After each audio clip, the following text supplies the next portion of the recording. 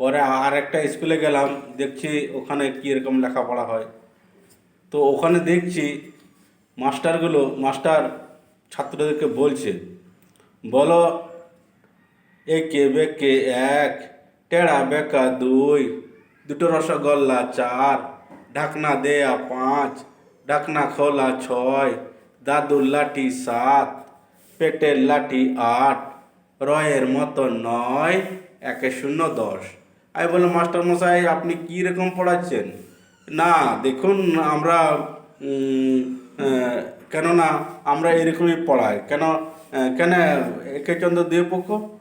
না না, কারণ এখন সব চন্দ্র ভিতরে ঢুকে গেছে, তো সেই জন্য আমরা এরকম করে পড়াই।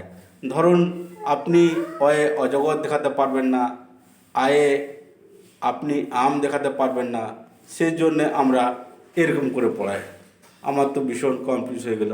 বললাম হবে হয়তো, ঠিক আছে ঠিক আছে ঠিক আছে মাস্টারমশাই, আসছি। ধন্যবাদ। ভালো লাগলে লাইক এবং শেয়ার করবেন। নমস্কার, ভালো থাকবেন।